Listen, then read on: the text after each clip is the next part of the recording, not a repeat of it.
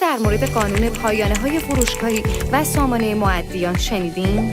شما به عنوان صاحب یک کسب و کار باید با این قانون آشنا باشید. قانون پایانه‌های فروشگاهی و سامانه مؤدیان سال 98 در مجلس شورای اسلامی تصویب شد. تا قبل از اون مؤدیان برای پرداخت مالیات چالش‌های زیادی داشتند. مثلا ممکن بود مأمور مالیات در محاسباتش اشتباه کنه یا مالیات تعیین شده متناسب با درآمد اون کسب و کار نباشه.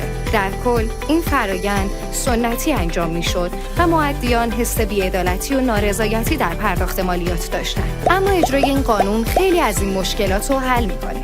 حالا شما میتونید صورت حسابای خودتون رو به سامانه مؤدیان ارسال کنین و محاسبه مالیات بر اساس اطلاعات صورت حسابهای ثبت شده در این سامانه بدون رسیدگی انجام میشه. با اجرای این قانون ماموران مالیات به محل فعالیت مؤدی برای بررسی اسناد و مدارک مراجعه نمی‌کنند مگر اینکه مؤدی در سامانه مؤدیان ثبت نام نکرده باشه یا مرتکب تخلف قانونی شده باشه.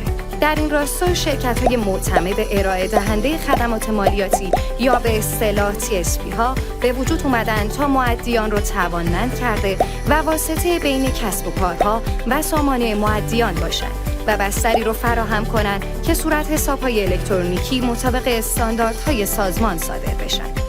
ثبت دقیق صورت حساب‌ها در سامانه مؤدیان و آموزش‌های لازم هم توسط این شرکت‌ها انجام میشه. توجه کنین که اگه شرکت معتمد در این فرایند اشتباهی هم کنه، شما به عنوان مؤدی هیچ مسئولیتی ندارید. معتمد من با ارائه راهکارهای مالیاتی هوشمند دغدغه‌های مالیاتی شما رو رفع میکنه.